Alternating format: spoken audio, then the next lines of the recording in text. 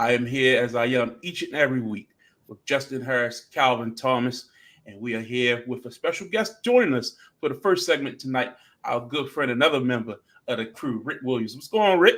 What's going on, everybody? Ain't nothing. Happy belated birthday to you. I appreciate that. Yes, sir. Yes, Who's sir. the person here right now? Yeah. No, Justin. No, Justin, Jake Kells. Justin celebrated birthday last old. week.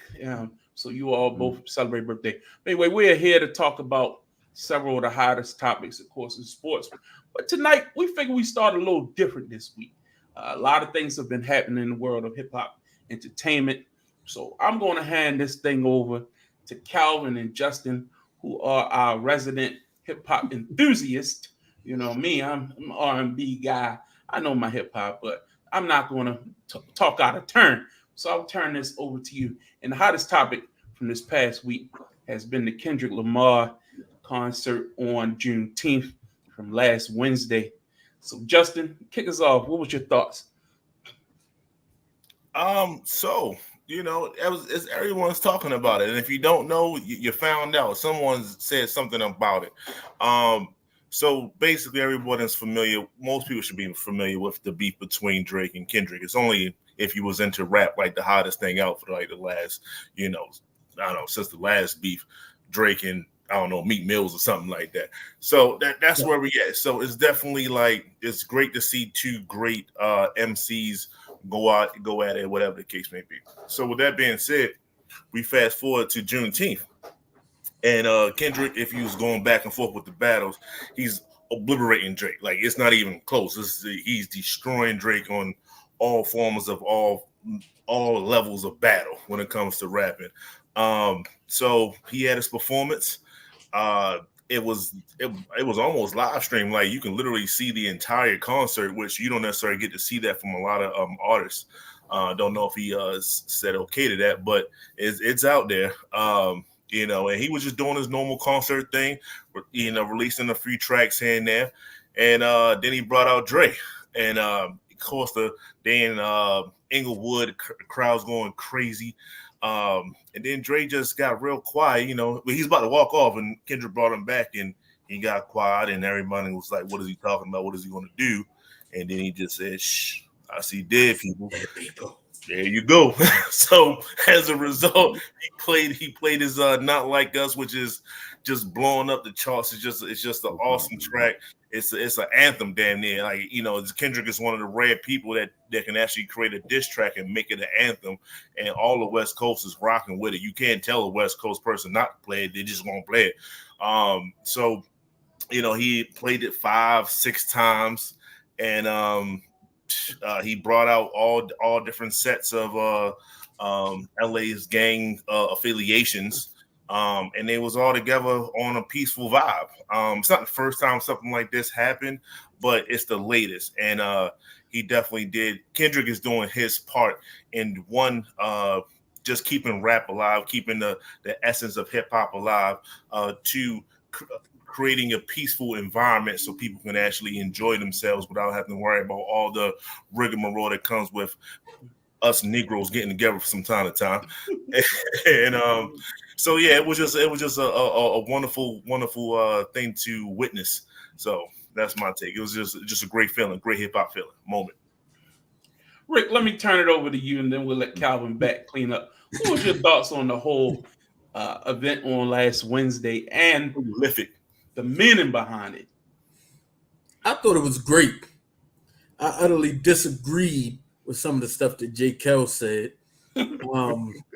But we won't get into that right now. No. Get into it. That's what we do. I just want to, because I think a lot of people are missing the importance of what Kendrick Lamar is doing. And I'm not saying Jay Kells is, but he didn't mention it. Now, you talk about the aspect of hip hop. I want to talk about the aspect of Black people, period. And I think the fact that Kendrick Lamar being so pro-Black, so outspoken, and so active in his community, a lot of people don't know about it because he kind of keeps it on the hush. Kendrick's not really, out in the public eye like that. but to have something like that on Juneteenth and the way, the biggest part of it, they're going to talk about the rap beef and him and Drake, which I'm going to get to because, respect to Kendrick, a little respect to Drake, no respect to J. Cole. I'll get there. But I just think, Killer, that one was for you. I just think that the importance of that performance on Juneteenth and uniting all of those different gangs and communities that sometimes beef and sometimes are extremely violent towards one another, have them all in one place. You can see the picture that you have posted up there, Hugh. So that's just very important to the culture, period. Not just hip hop, just Black culture in general.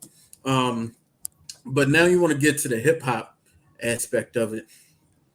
The fact that this man played Not Like Us 5 times in a row, 5 different performances, and it was, correct me if I'm wrong, I think it was actually live streamed on Amazon Prime. Yeah. Amazon Prime. Okay, cool. So I think it was live streamed on Amazon Prime, and I actually thought about going out there, but work didn't agree with it. But I want to talk about this battle. I want to talk about this battle between Kendrick and Drake, which was so good for hip hop. And I respect. Of course, Kendrick won. He's the lyricist of this whole. You expect him to win, especially lyrically, with all the talk of Drake not writing his raps and all of that foolishness.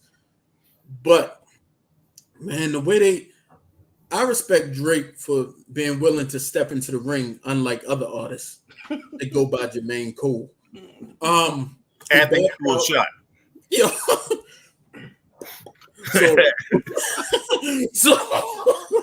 So, and a lot of people are defending him because of how crazy this. I mean, because this rap beef. I mean, defending who, bro? I'm sorry, defending J. Cole, saying because of how real this beef got. I mean, because you're talking about family, you're talking about kids, you're talking about abuse allegations, you're talking about just everything. They saying, oh, he bowed out gracefully. Now he's peaceful. He made the smart choice. No, you did not. No, you did not. You don't throw rocks and hide your hand. I don't respect it, but I could go on for. We know. Let Calvin get in there a second. Yeah, those are my thoughts. Go ahead, Killer.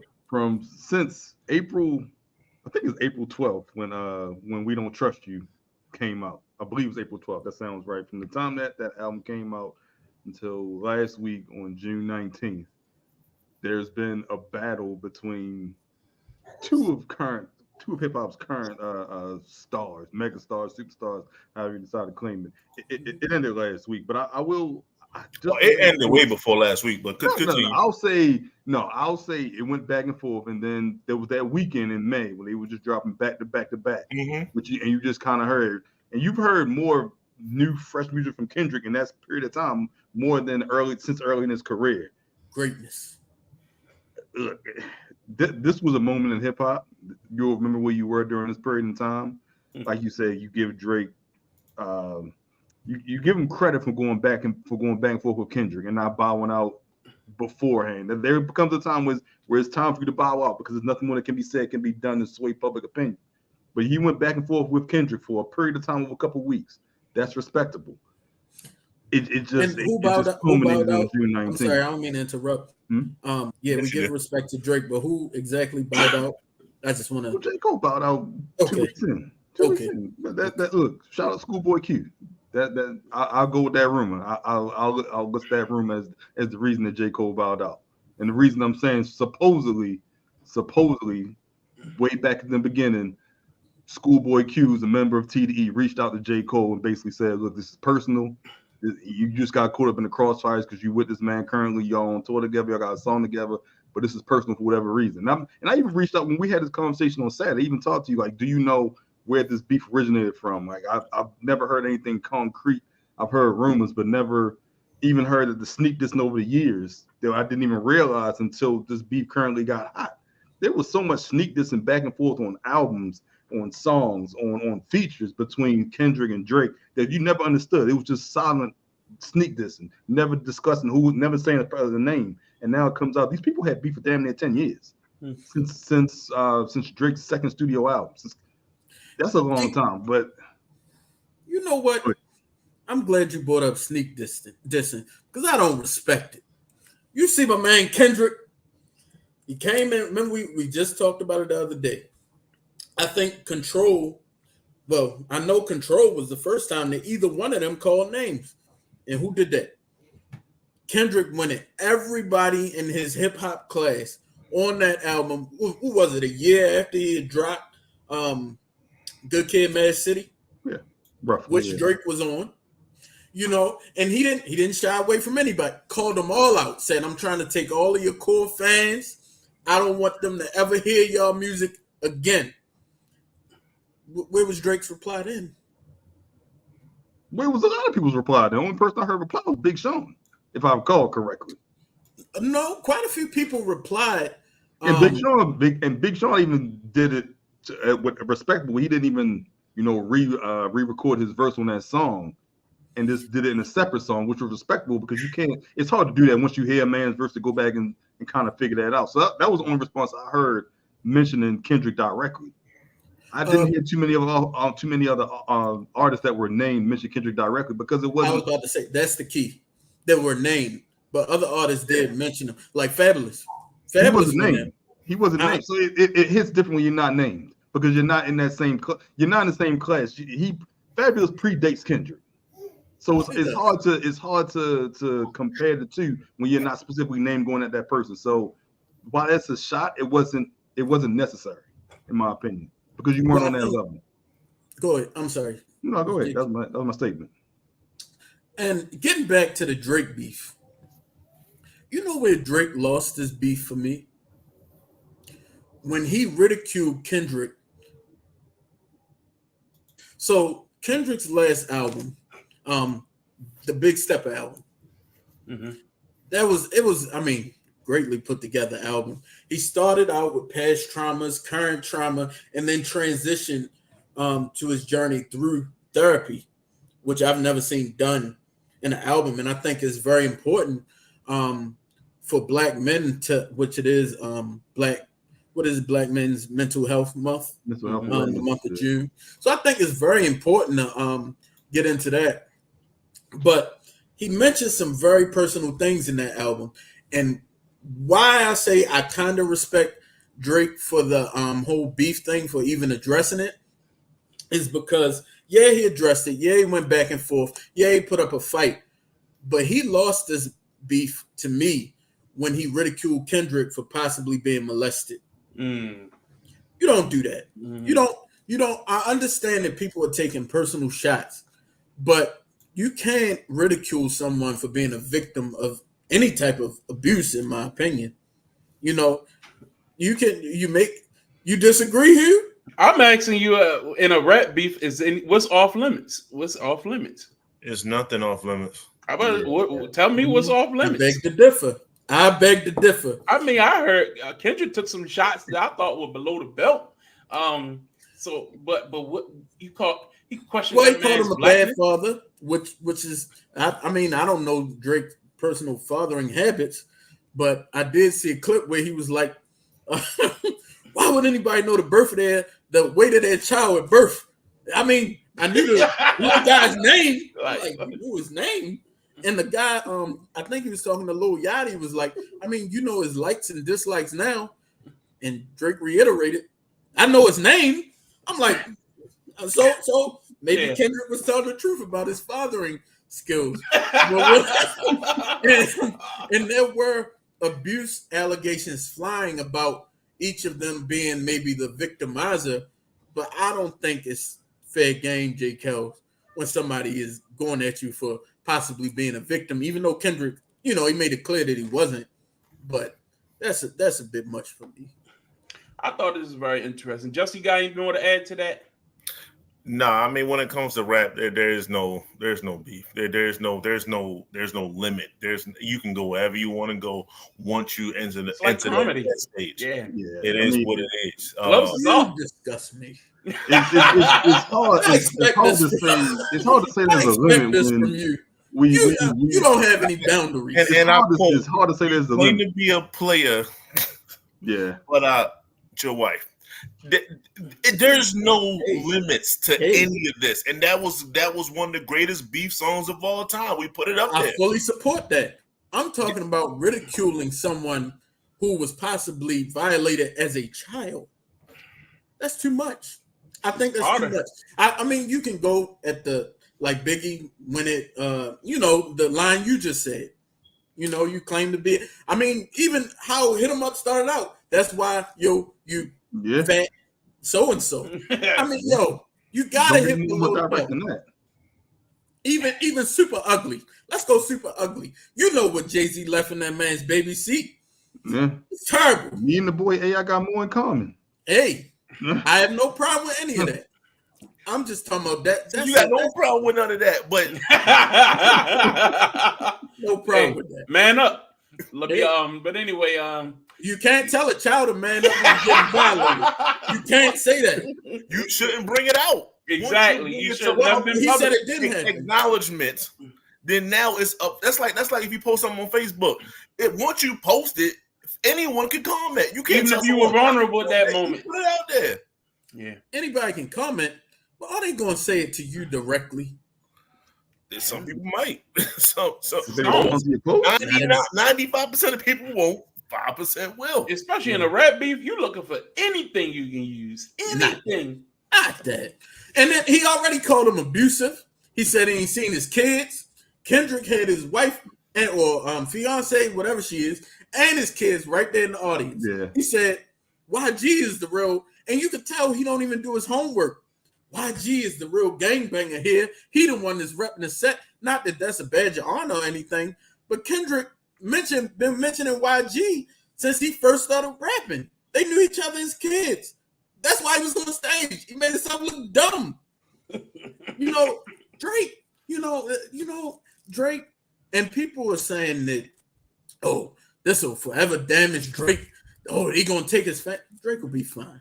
Yeah, this is not going to negatively affect his career. By the time you have another album, all of a sudden you'll see him and Lil Wayne and Nicki on a new album. It'd be forgotten. It's not 100%. Heard of street cred. Like, hey, street cred. But the little that he did have.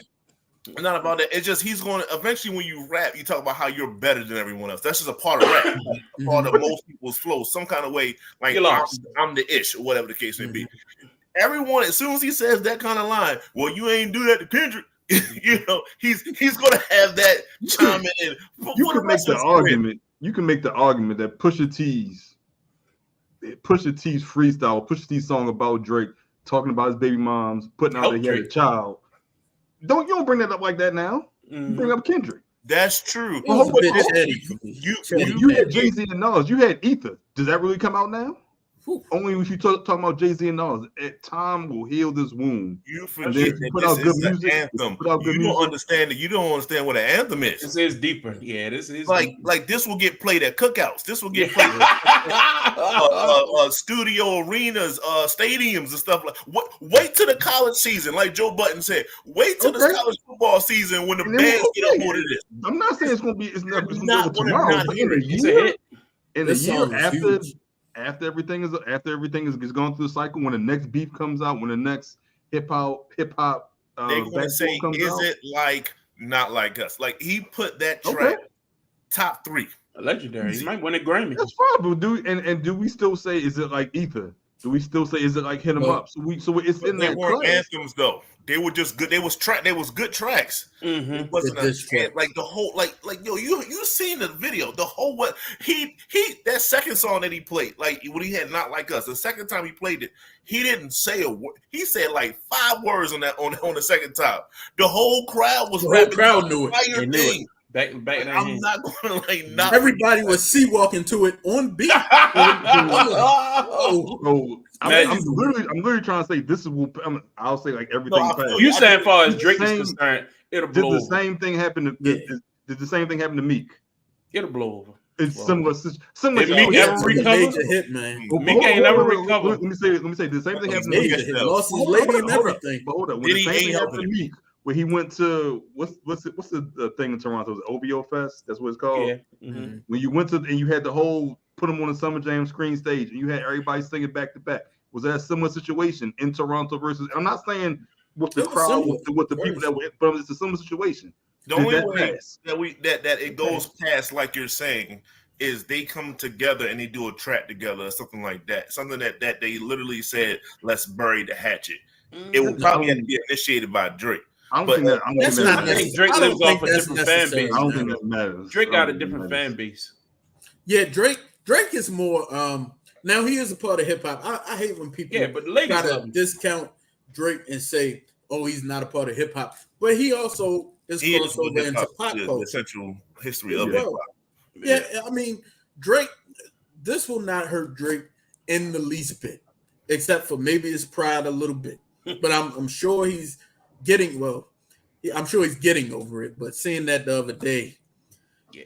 it's tough, man. Well, let's transition to another topic that has been kind of it took up some heat. There's a show I know we all probably have seen it a few times. We haven't really talked about it on this program. It is what it is with Cameron and Mace. They brought up a topic discussing something that Antonio Brown said last week in regards to Jay-Z. Jay-Z recently performed for the New England Patriots. I believe it was something for Tom Brady's retirement or something like that. Something like that. His jersey retirement or His something. jersey Right? retirement, yep. Yeah. And but he neglected to perform for hip hop 50th Hip hop 50th anniversary? anniversary. Yeah. Last year. For those that don't know, anniversary is an entire year. Yeah. Mhm. Just one performance within 365 days. Continue. But he didn't come out for none of the events. He didn't perform. He was asked to, but he declined to do so. But for the Tom Brady, and we know that Jay-Z has a relationship with the NFL where he's in charge of all the musical performances for the Super Bowl and aligning acts, setting up acts for different major events. So a lot of people have been really putting Jay-Z's feet to the fire, calling him a sellout. And then Cameron went so far as to say that he doesn't have the love and the passion for hip hop like Nas has. And it's really caused a lot of good debate and good questions over the past week or two. So Calvin, I'm gonna throw it to you. What was your initial thoughts on this subject? And what's your take on the whole Jay-Z angle right now? I agree with Cameron. If you see Cameron's clip, I agree with Cameron. When you compare the love that Jay-Z has for hip hop right now to the love that Nas to some of the OGs have in hip hop, I completely agree with what he says that hip hop is not Jay-Z's first love right now. That's not saying there was never a point in time where it was his first love, but right now in the current moment, even going back to last year, it is not number one priority on his list. It's not something that he dreams of, that he wants to do each and every day. Now you can determine yourself if that's good or bad, but at this point in time, Jay-Z does not love hip hop as much as current artists. And I think even in previous songs, he's told you this.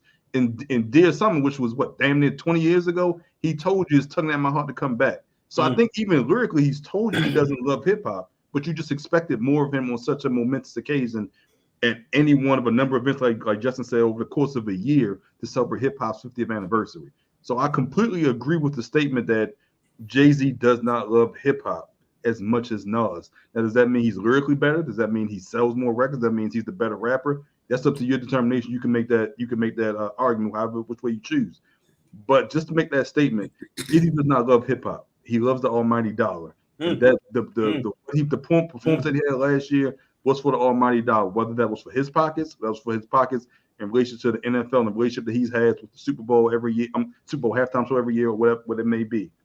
But I agree with the statement Jay-Z does not love hip hop, or does not love hip hop as much as Nas right now. That is clearly 100% You can tell that by his actions over the course of the last year, and by what's more important. Is it showing up at a performance where the whole crowd's going to know whatever songs you do out of the hundreds that you have, or is it going to a show where no one's singing along and there was no energy in that building? Well, ain't no tap, no foot, man. You got paid for it, or there was some affiliation, or somehow it did something for your pockets or for your business to be there. So I agree. Let's go with you, Rick. What was your thoughts? I want to start by saying, of course, Cameron is going to be extremely critical because of all of their beef, we'll call it, their issues from the past. And so I'm going to say this: you have to be extremely critical of that bastard. And I'm not saying that in a way where I'm upset with Jay-Z or anything like that. Jay-Z, you got to take people for who they are, and you got to understand who this man is. He's been telling y'all for years, outside of his music and documentaries and interviews, don't call me a rapper. Call me I make music. Been trying to separate himself for years, and to me, it's disgusting. But and I think that it looks as though it does make it look as though he turning his back on the culture. But if I'm going to be critical about his relationship and the way he speaks about hip hop, I also have to bring up the actual work that he's put in and things that him as well as Beyonce, his wife, does behind the scenes for Black people, Black culture specifically. You'll hear the stories about, when some things were going on, the Freddie Gray thing here in Baltimore. I'm sure y'all remember that years ago. People were getting arrested because of the protests and things like that, which was a government orchestrated protest, but we're not going to get into that. I'm sorry, a government orchestrated riot. But Jay-Z and them, they were bailing people out. I've heard of them doing things behind the scene in the community. But my thing is, I just want to have a conversation with them. Like, are you ashamed of hip hop? Do you think you're at such a high level now that you don't want to? You take the dinner over the money? Dinner with Jay-Z over the 500,000? Hell no! Give me that 500,000. Oh man, continue, brother. My bad. Flip that every time. But what I'm saying is, Jay just gotta. He has to show more appreciation for the industry that put him in this position, that put him in a position to be a billionaire and help out people behind the scenes or out front in the open. I don't like the fact that he wasn't a part of the 50-year hip hop celebrations yet. He was in the room performing for people who wasn't even looking his way. Yo, they did not look this man's way. So that's my take on it. I agree. Justin, your thoughts? Well, Jay had a song in which he said, "I'm not black, I'm OJ," but he was talking about OJ, right? Oh, yeah. Well, you're looking a little OJ-ish to me right now. That's what it looked like. He looked like Designer when he was performing on that desk amongst all those white executives around him, and it's giving off raccoonish behavior, smell it in the air, So, and that's my problem with it. I had conversation with Rick about it and stuff like that. It's eventually we got to turn our back on him. There you go. He's going to come back around on some ploy to get us back. We can't fall for it. It happens every 3 to 5 years. So we got to just let him be amongst those people, those other people, those. So what you're saying is it's confirmed a new album coming out. That's what you're saying. We cannot support it. We just got to put our foot down. It sucks because we know almost every lyric to every song that he came out with, but if we can get rid of other people, people in multiple genres and things like that, I'm gonna shout out my man Kels on that. If we can get rid of other people, we can not listen to Jay. It's okay. So yeah, that's all I'm about. Just They're still singing "I Wish for Graduation." OJ, no more Jay-Z. He's just Sean Carter from now on. We're gonna retire that name. You don't get that. You don't get that love no more. Terrible. But yeah, man, it's very sad. I get it. The man, he's married to Beyonce. He feel like his daughter is a big part of what he's doing now. It's not necessarily the most important thing to him is being what he was in his past life. I feel like he's trying to separate himself from what he was in his youth, but I think it makes him a sellout in many ways. It just is what it is. Man. I don't really get don't get it. Yeah, and his legacy is so much bigger than what he's showing now. But I think when you reach a certain level of success and you separate yourself from everybody, I think in a way, you kind of lose who you once were. And I think it's very interesting what's happened to Diddy as well. And it's going to be very interesting if this thing goes to court and some questions are asked and did you know this and who knew what and da da da da. I don't know, man. I don't know. It's some other stuff out there. The shoes might drop, but very interesting. But Rick, it's a pleasure having you on this show, and we like to have you as a regular contributor to the program.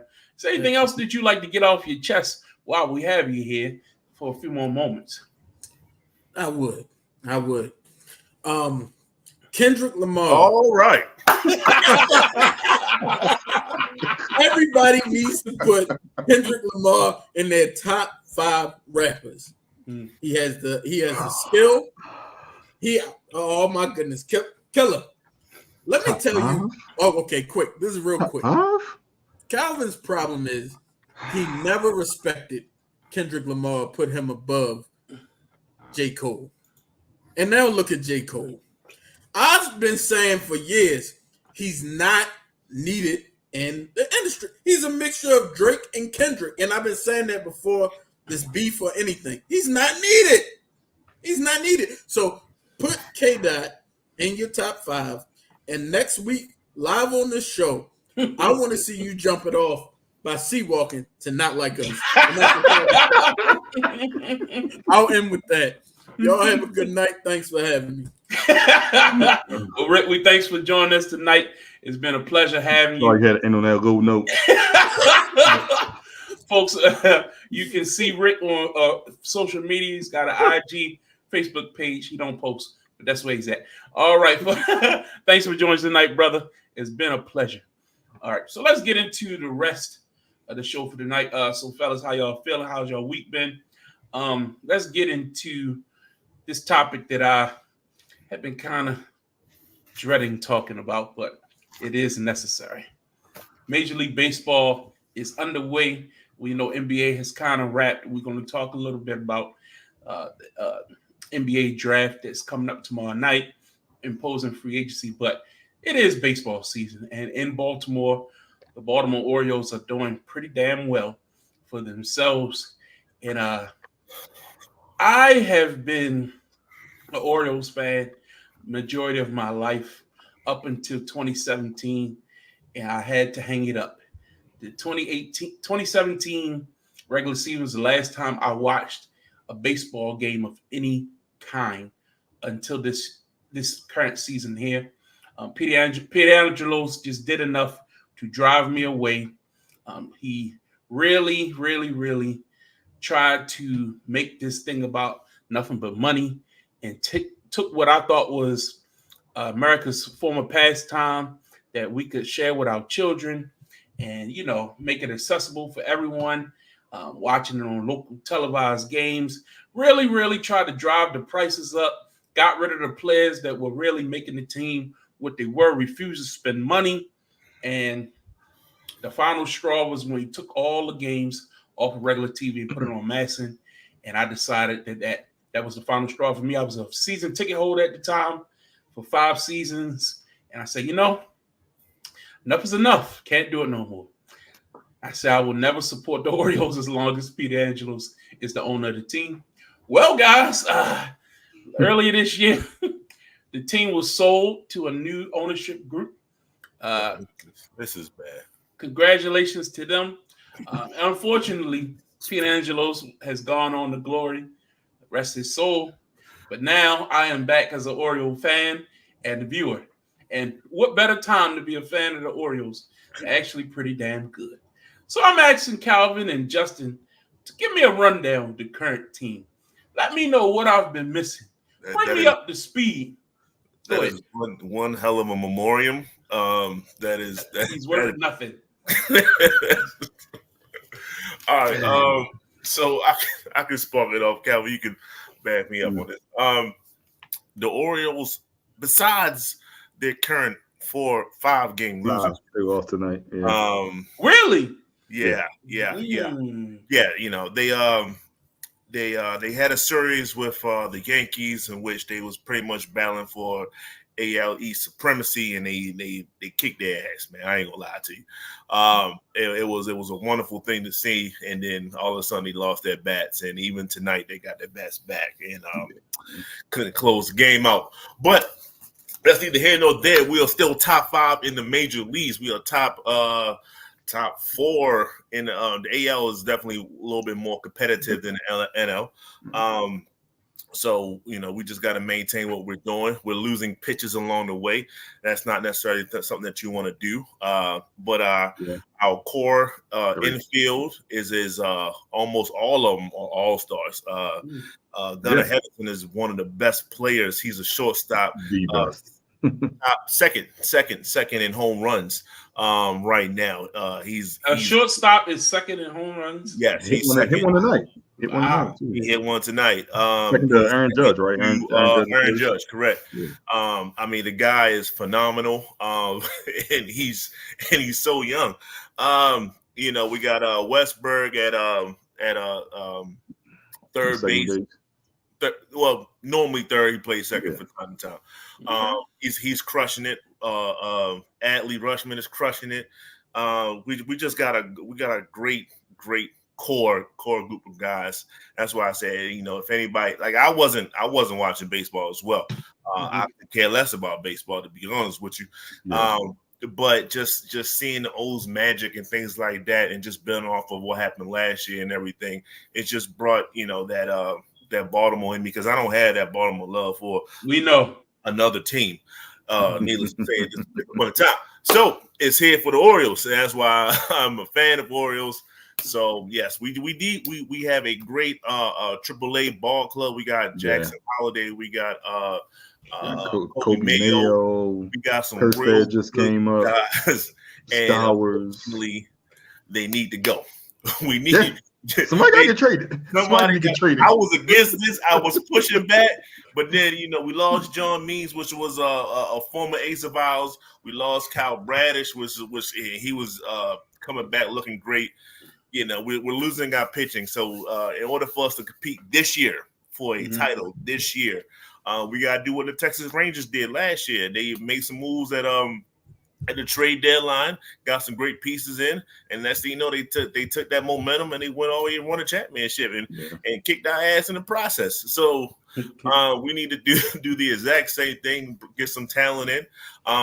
Unfortunately, the NL, like I said, is so bad that a lot of teams still think that they're in it in the race, so they might not be as easy to give up some of their pieces. But you know, we're gonna work something out. I believe in Michael Asalius, if I said his name correctly. Mike is the GM. I don't know his last name. But yeah, Brandon Hott is the manager. He's his playing calling, the way he manages the game, it could be better, but I'm not complaining because we top 5. So that's where we at. It's so crazy. I haven't been a fan since Buck Showalter was the manager last time I followed the Orioles. That's crazy.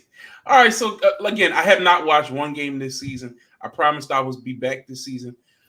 I don't know. I'm going to a game against the Yankees on July the 12th. We've Friday been night. We've been kicking their ass all year. All right, so I'm excited. They're gonna be back. Michael Elias. That's what I said. I don't know what you said.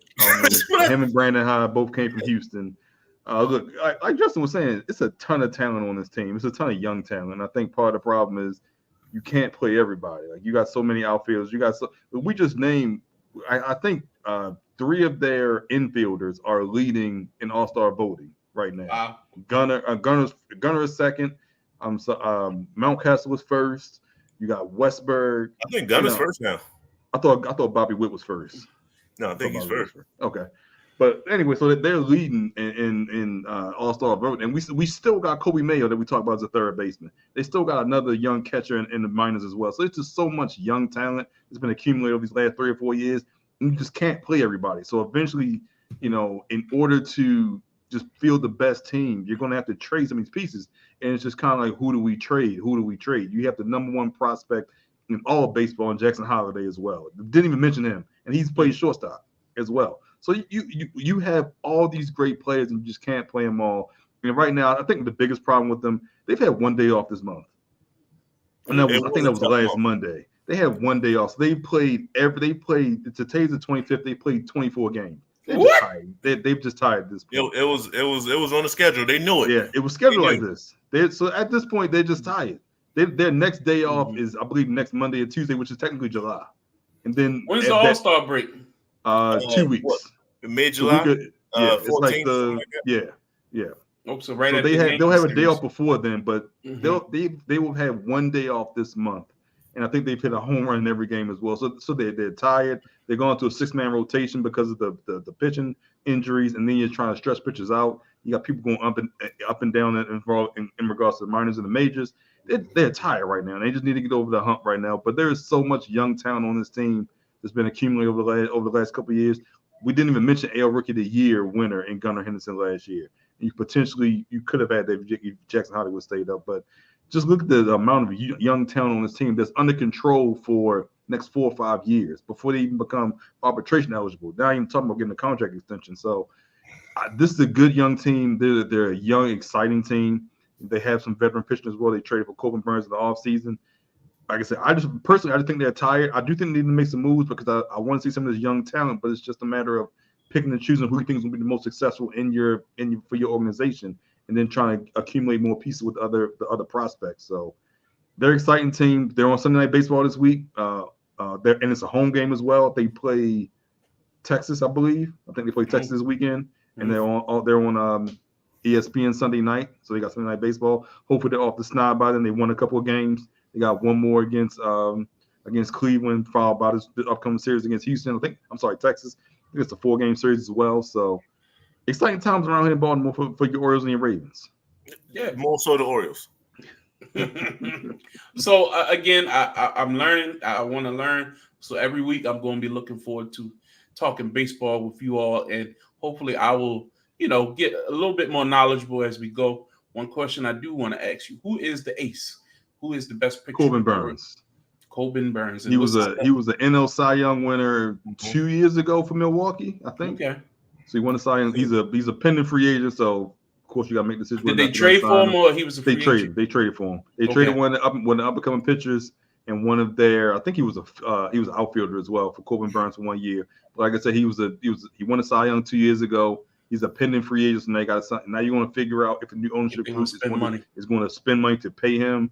They've already been talks about trying to extend Gunnar and Adley, but it's so early. I don't think Adley could be a free agent until 28. And I think Gunnar's the next year in 29. So they're under control for the next 4 or 5 years. They came in together, but Adley came up a year earlier. Mm-hmm. Adley came up 2 years ago, and Gunnar came up last year. So yeah, but Gunnar is actually younger. Gunner's younger than Adley too. So he's just nicer. He got that power. Good God. All right. But he got what, 25 home runs? 25 that day. Yep. Yeah.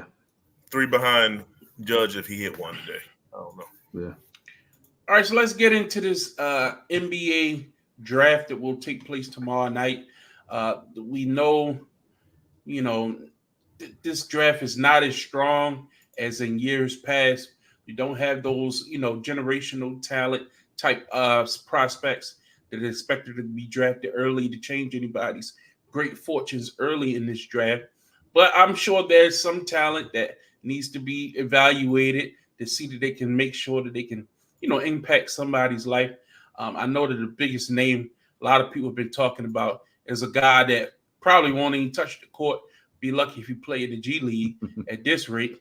But let's talk about the real players, the guys who actually have a chance to do something. Calvin, I'm sure you've read up on this.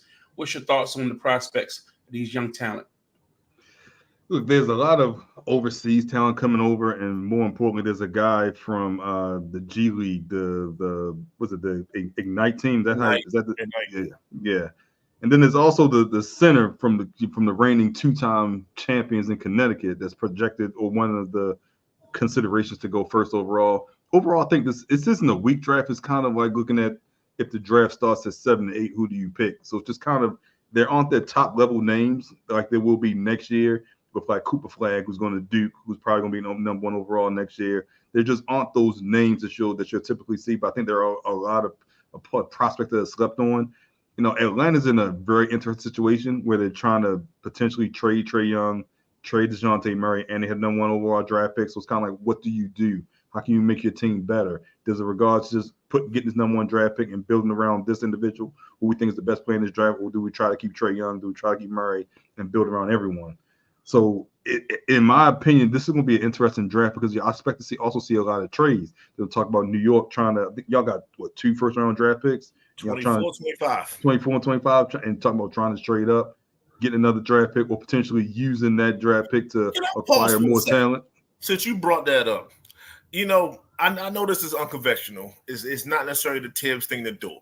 But with that being said, there's a 7'4" guy that's a 2-time National Collegiate Player of the Year by the name of Zach Edey. And I would love for him to be on New York. I really would. I'm gonna tell you why, and I thought about this. I really thought about it. It's not like I'm just like, picking by somebody out of the sky. I admire someone that can play college basketball for as long as he did and still be dominant year in, year out, right? I get the fact that he could be a defensive liability, but he's much more quicker than some other centers that surmount his body mass. But what I'm seeing in the NBA is there's a shift to like extremely freakishly tall dudes, right? You got the Wimbies, that was 7'5". Chet is 7'1", lanky. There's some other guys that's in the pipeline that's extremely big. Pause. So it's like, what do you have to match this some kind of way, and we have a center problem right now. We don't know whether we want to go ahead on and sign our heart. If OKC give them a boatload of money, which I think they're going to do, we're not going to be able to match that. Mitchell Robinson, we're talking about Hartenstein. Y'all got bird rights. It depends on how much he put in, how much OKC is offering. But y'all can match in the offer though. Like I said, it depends on how much they're offering. If they're offering too much for him, we're not going to flip that bill. And we don't know what we're going to do with Mitchell Robinson because he's always injured, right? So there's a center issue, and I'm like, hey, there's this guy that's 7'4", 300 pounds that literally plays with his back towards the basket, but the college system didn't use him from the perimeter. He can actually shoot. I've seen plenty of workouts. All I'm saying is we're talking about the draft. That's what we're talking about, right? Yeah. There's this guy that's dude. It's not like he didn't go to the championship. He caught an L, but he went there. That's all I'm saying. If he I don't see that. Does that help y'all win next year? Like, look, I'm particularly in this draft. All the prospects. Is it out the realm of possibility that he can average 18 points? If no one's big enough to stop him like that. Look, I don't think the rest of them can. I don't think he has the footwork. I don't think he can keep up with the NBA pace, keep up with NBA centers. Granted, it's only a couple NBA centers. I think he gets outrun by Jokic on a regular basis. I think he gets outrun by Embiid on a regular basis.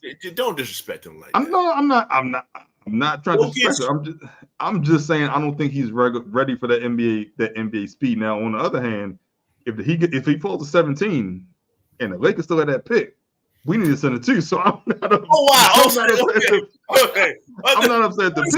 What is that? I'm upset at the pick. But I got AD playing center, and I don't need that to happen for 30 plus minutes a game. So I like that pick for the Lakers.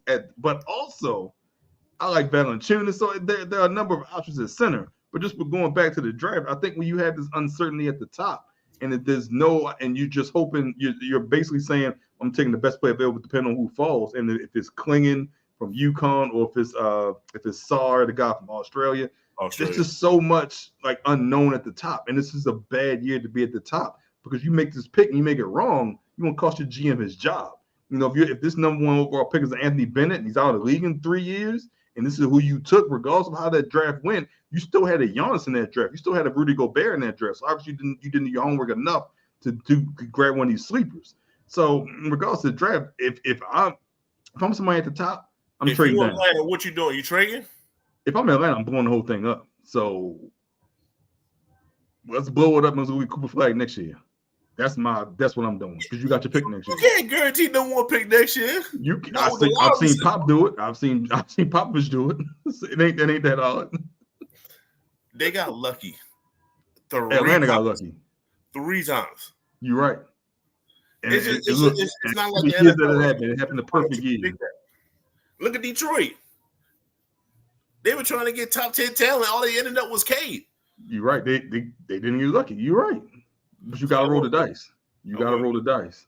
And even going back to the draft, like if I'm New York, why am I worried about? I'm not. Look, and I'll say this. We talked about this earlier. If y'all get PG and you can keep Randall, which I think is a real possibility, I'm not worried about. Now, I'm not worried about Hartenstein or Mitchell. You got to pick one of the two. But if Mitchell goes, you could probably pick Hartenstein, and you're going to most likely re-sign OG. And that's just starting 5. And you still got Hart. You still got DiVincenzo. That's the one guaranteed thing. We will be signing OG, no matter. Oh yeah. I mean, it's just a matter of that he wants more money all of a sudden. I don't. Y'all gonna re-sign him? I don't think. Did you see Siakam? No, not Siakam. The other one for Toronto. Oh, Scotty Barnes. You know, I was gonna say something negative, and I didn't want to say it. So yeah, Scotty Barnes. So. He's a special individual, but he got 270. Like OG is almost comparable to Scotty Barnes, if not better. They're comparable. The problem is y'all got somebody right down 95 that will gladly sign OG for whatever he wants. So y'all got to pay him. The fact that we gave up IQ and RJ is why we got to pay him. You gave up, yeah, and that's all you got. That's pretty much all you got to return. Yeah, but like I said, look, if you can get PG for no Randall and keep Randall, which I think is a real possibility because he has all the leverage, so you can sway PG to come here. And there's rumors that he doesn't like Philly because Harden talked him out of it. There's no Orlando. There's no Houston. There's a Golden State rumor, which really doesn't make sense because they're not going to re-sign Clay. So I don't see the point in doing that and not re-signing Clay. And then you're giving up all your young talent as well. So this is kind of literally we're going for the title this one more year. And then, PG he could compete and get his money. I think it's a no-brainer. It's great. It's great. And look, I'm not a New York fan, so I don't care. But I just think that's an excellent move if you can convince PG. And if you're telling, so the whole league, and then he got the free agents up. The whole league is it's a copycat league, right? It's what can I do to emulate someone else? Mm-hmm. So before, and this is the Lakers' downfall. I don't know why y'all went away from it, but y'all had AD and the 3 big system, right? I agree. And then they went away from it, and now all of a sudden they can't beat Denver. Minnesota was like, well, I'm going to go ahead on and try to get the best defensive big man and have Naz Reid, and now I have my 3 big trio, and we beat them. Then Luka beat them because he eats bigs for breakfast. So when it comes to that, they was like, okay, now who can stop Luka? Boston Soldier, you need a strong system, strong defensive core to beat him. So now here's New York's chance. You got an OG, and then yes, if you can possibly land Paul George, you have your 2 wings. I still want Mikal Bridges, to be honest with you. But I don't see why. I mean, I know the Villanova connection, but outside of that, where does he play? If Paul George costs too much. If Paul George is an A, he's a B. They're the same. But you can get Paul George for a lot lower cost. You get Mikal Bridges and you giving up 4 or 5 draft picks. It doesn't make sense, in my opinion. It's what Jalen wants. Okay, sometimes you gotta take superstars no. There's been multiple phone calls placed. So with that being said, there's a defensive type. Is either Paul George or Mikal, whichever one happens to come our way, and to pair with OG, and then you have it. So it's the Jaylen Brown, Tatum defensive. I can switch on everything. So that's the copycat thing that New York is probably within their window to do. And unfortunately, that's the only two players I can see that can actually do that. I agree. Because even still, y'all can get, even if PG opts out and becomes a free agent, y'all could still create the cap space to get him as well. Because you could probably send Hartenstein to Oklahoma City. They'll send it back a pick. Opens up more room. You can free up by sending Bogey somewhere. That frees up more room. Because even with the sign and trade, they're under the tier 1, so they're not even in that salary cap threshold. They can bring back more money. Those that don't know. Say that again.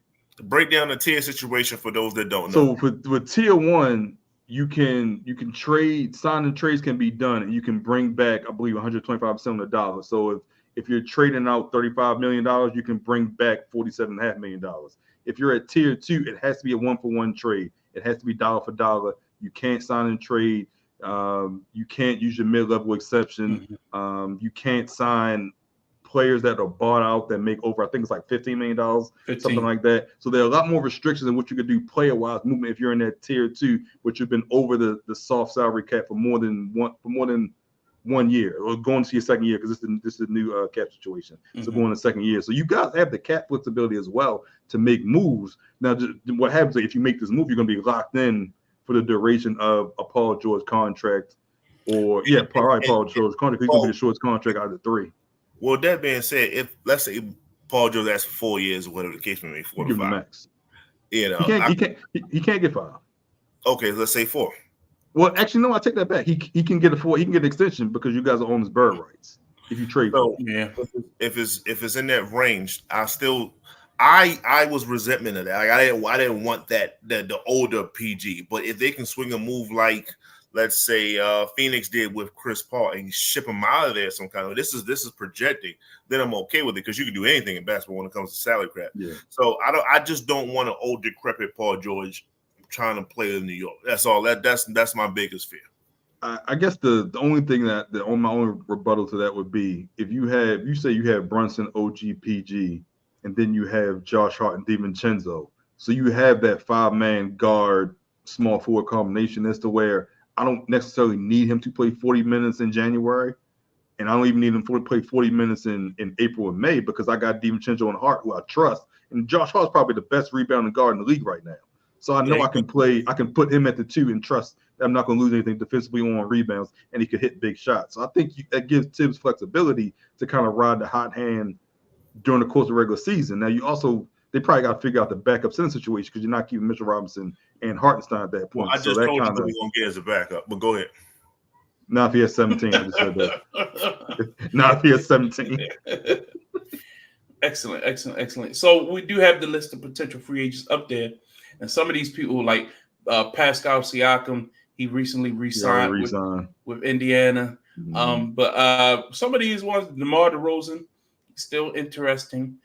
Still ball. Is he a number 1? No. Could be a good number 2, maybe. Is he more so a 3? Yes. I think he make a good 3 on a lot of different teams. A Klay Thompson, what does he have left in the tank? We don't know. Buddy Hield, could he be a contributor somewhere? His 3 seemed to not fall with great regularity last season, but I think he still could be a contributor elsewhere. James Harden is a question. Will he be looking for more money, or is he just going to look for a good home? Which one of these free agents? We know LeBron is going to opt. He's already opted out, but he's going to re-sign probably for another favorable short contract. But other than Paul George, because I know we discussed that at length, who else makes you, your eyebrow raise a little bit and make you wonder where they're going to end up? Let's start with you, Justin. Really, it's Klay Thompson. I just don't know what he wants to do. I don't know how much money that he wants. His camp is very, very tight-lipped on that, other than the fact that he unfollowed people on social media. That's pretty much all we got out of that camp. So I know plenty of teams will want a shooter like that. I think a team like Orlando would be perfect for him. Just to switch coast, just start anew. To be a vocal, he's not too vocal, but to be a leader. And then the small things that you do say, people are going to listen to you because you're freaking Klay Thompson, multiple time NBA champion. So I see places like that, but. That's the only person that's really drawing my attention. I think James Harden is going to re-sign because they can't open up a building like that in the Inglewood and not have multiple, talent there other than Kawhi Leonard. Because I think Paul George is out of there. Paul George is definitely going somewhere. I just don't know where. He's not resigning, in my opinion. But yeah, that's pretty much it's not that special of a list. Paul George is leading the list, the top tier list, because we all know LeBron's going to resign. So that's pretty much it. Calvin? I'll give you two. I'll say DeRozan because if Paul George re-signs, I don't know where DeMar goes. Does he go back to Chicago, just take the money and doesn't want to win? I think if Paul George leaves, he goes to LA because he kind of fills that void left by Paul George. And also Miles Bridges. Say that again. You saying Paul DeRozan goes to the Clippers? Yeah, if Paul George leaves. Yeah. And second, Miles Bridges, just knowing what he went through off the court last year and how it basically pushed his free agency back 1 year. Is someone going to give him big money or an extension, with 9 digits to play? And will that be backlash from that team's fan base, especially from the females in their fan base as well? So will somebody take their chance? What happens to him? We have to re-sign for 1 year in Charlotte. He really seems like he doesn't want to stay, but they really don't want him back. But he's been garnering some attention, especially with the kind of names at the top as you kind of start picking off what LeBron's going to do. Whoa. There's breaking news. If my man sent me the right stuff from Adrian Wojnarowski, the Brooklyn Nets have agreed in principle to trade Mikal Bridges to the New York Knicks for Bogdanovic, 4 unprotected first-round picks, and a protected first-round pick. What you wanted. That's what you wanted. Okay. I speak the truth here, people. That's what you wanted. I'm a fortune teller. Take my word to the casinos. I'm just saying. Thomas. Y'all collecting Villanova players. Shams is traded. I'm posting the Villanova players like it's nothing. OG next, and we good to go. But I guess. And we kept all over the place. Yeah, we good to go, baby. It just seemed like a lot to. So happy. All right. So who's starting? Assuming OG resigns, who's starting? OG, Randall, Mikal, Brunson, and a center. Who the center? You got DiVincenzo and Hart coming off the bench. Hart, if we can get him. Mitchell Robinson if he's healthy. Okay. They said four first-round picks and a pick swap. Wow. No, wait. 4 first-round picks, a protected first-round pick from the Bucks. From Mikal Bridges? And an unprotected pick swap. Yeah, we was doing nothing with these picks. Okay. But I mean, this is my thing. Out of everyone that you could have gotten, you hit your ride. That's who they wanted. I've been saying this for a whole year. Listen to what I'm saying. Out of everyone you could have gotten throughout the league, that for the price you just paid, you hit your ride to Mikal Bridges because Jalen Brunson wants him? Yes. Man. You follow your leader. If the leader wants someone that can play, and don't forget, Mikal is a Tibbs guy through and through. So the only thing I will say is because him not have to be number one option. Kind of when he was in Phoenix and he just kind of played off CP3 and Booker, and all of a sudden he's dropping 30s. Or the last year in Brooklyn, not this year. The previous year, last year. He is a perfect piece when it comes. What's his injury history? He doesn't get hurt. He played what? He played 83 games a couple years ago because he played the extra game. So he doesn't get hurt. But I just don't. Is the fit there? I mean, we know the fit was there in college. It was there in college. Is the fit there? Yes. It's Jalen Brunson, dog. You're just cutting the Villanova players. My man Justin on cloud 9. Look at him. He beaming. Look at him. I don't understand what you're saying. I'm just saying. Look, y'all could have got PG. Y'all could have got PG. Y'all could have made it on a bond. You traded for Mikal Bridges. One that's injury prone. You talking about playing a man 20 minutes a game? It's a Paul George. The price you. This is the guy who's gonna put you over the top. The price you just paid. Yes. You trying to rain on your parade, Justin? Don't let him do it. We inside. We in the dome. We running around the stadium right now. This is what it's all about. Jay, and then we got him, and then we brought over my man Jay Hart, and then all of a sudden we got Dante. That was a wrap. Them two can go right back to the bench. He was already in Brooklyn. You could go to Brooklyn to go see him whenever you wanted to. He was the next borough. It wasn't like he was a state away. No, you should have saw Mikel's face. He was looking like the person that was, you know how back in the day, I don't know if y'all county boys went outside, but when you went outside, hold up, buddy. Northeast Baltimore City. You see your friends outside, but you either had to do homework or you was punished and all this other stuff. That was Mikel Bridges looking outside the window watching his friends play. He saw all his boys, all his Villanova boys that he won with. Second round. He was looking outside when they lost the second round. Yeah, he sure was. He sure was. And we was one. Come on, don't do that. We was basically playing in your face. You're playing in your face. Look, I just sang the Knicks praises early in the conversation, and now I'm just like. And I told you there's only one person that I wanted. I said that. This we all talked about it. That's all I told you. I said it's all about Mikel. And they made it happen. Shout out to Leon Rose. Clap it up for my man Rose. Oh my goodness. Got the job done. Really went out and got him. Thank you. Great stuff. We'll follow up on this in the weeks to come. Let's briefly touch on. So JJ was hired. Calvin, let me give you a quick couple seconds. What's your thoughts? I know I've heard from a lot of Laker fans who do not like this hire. Your thoughts? Look, I don't think this impacts winning. I think this is similar to Byron Scott being hired for Kobe Bryant before he retired to give Kobe, or in this case, give LeBron his farewell tour. And right now in LA, if you're the purple and gold, is more worried about LeBron's last game being for the Lakers than about winning championships. It's a similar situation to what happened with Kobe Bryant in his last couple of years in the league. It's just a tough time to be a Laker fan. And now they're talking about we want to get one more person. We're trying to get another superstar. That's not how you win right now. That's not how you win. You don't just collect superstars and win. We just saw Phoenix losing the first round, didn't win a playoff game because they don't have depth. They don't have a point guard. They don't have wing shooters. And we're trying to replicate this model about this big three and so on and so forth. That was 4 or 5 years ago. It doesn't work anymore. I don't see how this works.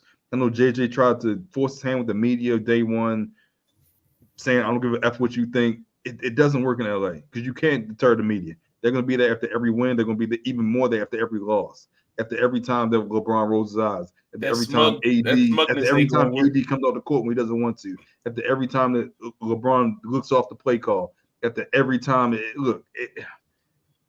it's tough. It's tough. It's going to be a rough couple of years. I felt like if Darren Hurley was hired, this would have been a hard reset for the Lakers fans. LeBron could have walked. Could have traded AD for some picks. But they're not about winning right now. And it's tough to say, but that's just the truth right now in LA. Justin, your thoughts? I'm sorry, I was looking for some tissue. My man was over there trying to. You saw Bob Lippy was just doing one of these. Bob Lippy was quivering. It was quivering. Like when you got excited about the Lakers, about the Knicks. I'm hurt. For a whole different reason. That was definitely two different emotions. So, with that being said, I don't know, guys. I'm on the New York Knicks bandwagon. You like him. You like JJ. I'm Mikel Bridges trade though, but I'm still on the fence about it. No, you don't. With that being said, I honestly, I told y'all last week, JJ throws me off sometimes, man, and like I gave the reasons why, and I gotta give the reasons again. Like, when he came out there with the, I don't give a F about this and all that. I'm like, wait a minute. Like, if this was another person, maybe a person of color, they would have crushed this dude. Eviscerated. Right. I'm like, who was this dude that he can get? Like, you haven't won anything for you to actually go ahead on and say you haven't won championships. You ain't bring no championship to Duke. Like, you haven't won anything. But I get it. It is what it is. Hopefully, Coach K is going to be a part of his assistant coaching staff, or be what was Doc Rivers to Adrian Griffin, a consultant or something like that. Yeah. Hopefully, Coach K is that. That's the only way I see this thing working. And I don't know who his coach staff is going to be. They have to be someone respectable along the way.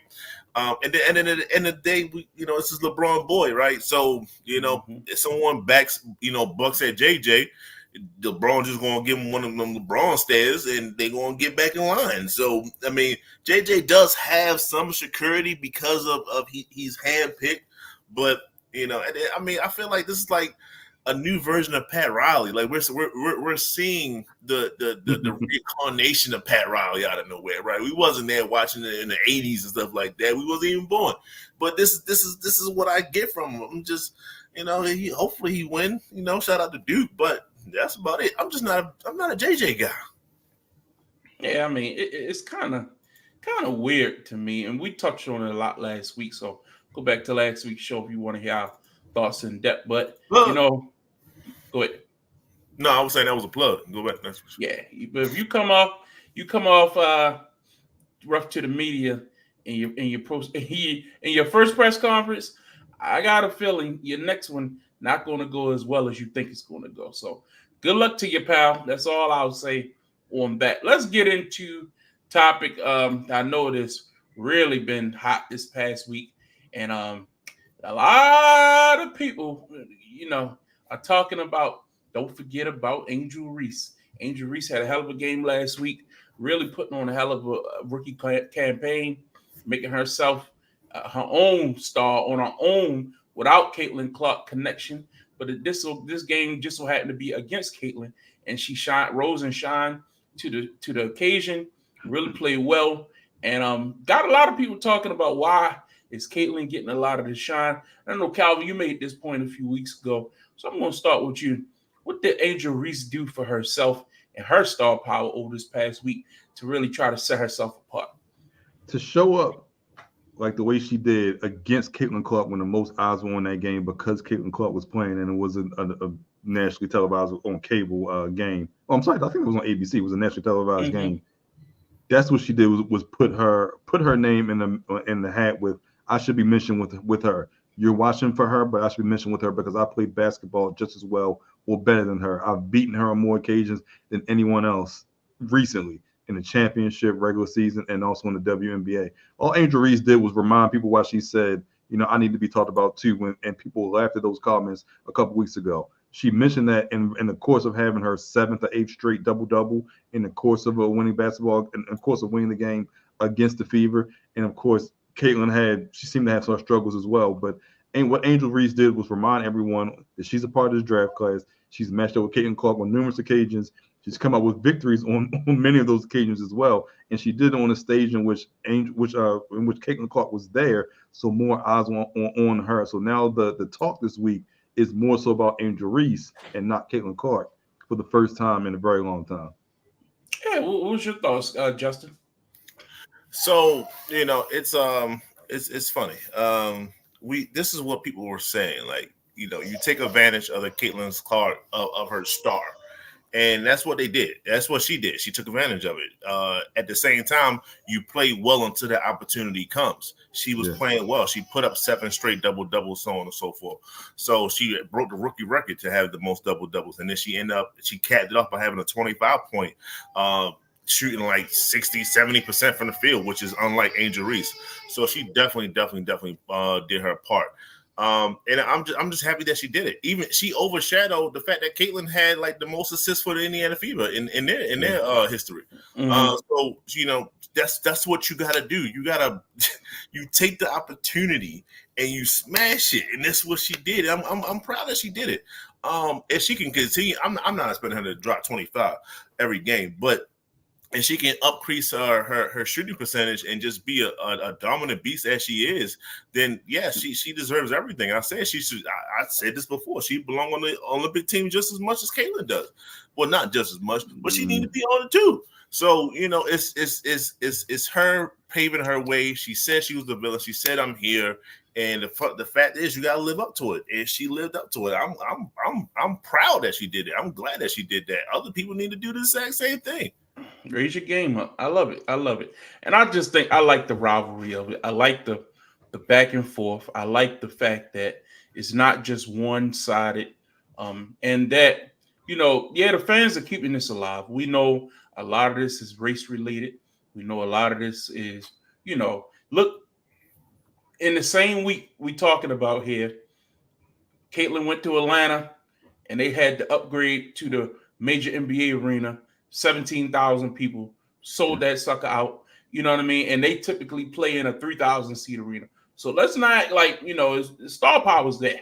You know what I mean? But to see on the court Angel Reese go out there and show that, hey, I'm a baller. I can do this thing. It's not just one person. And I think you have to talk. You have to mix it up. You have to, if she's going to be the villain, you got to be the villain. Because for some people, you're going to be the hero regardless. Some people, you're going to be the villain regardless. So lean into it. You know what I mean? This is sports entertainment. I always say that. And I think the more they can pump that up, because some numbers came out this past week about how much money the WNBA is still losing. You know what I mean? Like overall, because every team isn't making the money.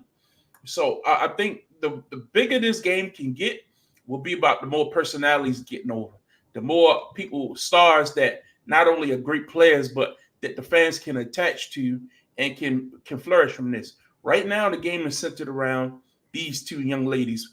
For good or for bad, that's what the story is. But eventually, hopefully, guys and women start paying more attention to some of these other stars, and this game continues to flourish. But for right now, I love what we're seeing on the court from both of these young ladies. I know they're going to have some ups and downs. They're rookies. You know what I mean? That's part of the game. But it's interesting to watch, tracking it week to week. I think we're having a good time with it, and I have no problem doing that on this show each and every week. All right, but for the next segment, we really need to change gears a bit because, guys, it is football season approaching very quickly, very rapidly. And around here in Baltimore, we are a football town. Yeah, we love our baseball. Yeah, basketball is still fun, but we don't have a team. There's one team that runs this city, and let's call it what it is. And that team is the Baltimore Ravens. And if you followed us traditionally here on the previous show, the LNC Lock Show, myself and Calvin, we talk football each and every week during the football season. It's very highly rated. My website, cautioncreations.com, we get all our traffic, and it normally comes from this team in purple, and that's the Baltimore Ravens. So if you thought we were going to get off the damn fence and not talk about football, something's wrong with you. So we definitely will be covering the NFL this season. We're happy to have Justin here talking NFL. You have not talked to NFL for quite some time. We kind of touched on this a few weeks ago, but I'm going to give you a second to just give us a quick reason on why you start watching the game as much as you did for a period of time. And tell us why you hate the Ravens so much as well while you're at it. Okay, so we're going to start off by why I left the game. I was definitely feeling the cap movement and all those things, so I was definitely reserved myself from watching it. Clearly, I don't have to go into that. But, yeah, that was the initial reason. And the reason why it strengthened unequivocally is the fact that I had Equivocally. I had Jameis Winston as my quarterback for Tampa Bay, and Tom Brady. He didn't give me a reason to watch it. Exactly. It made it easy for me to say, you know that football thing that people do, that pay skin.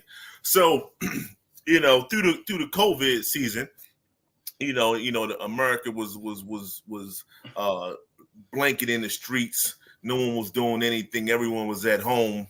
And all of a sudden, the New England Patriots decided to let go of their golden boy when it came to Tom Brady, and he graced his appearance amongst the Tampa Bay crew, and he galvanized a 53-man roster. Oh my goodness!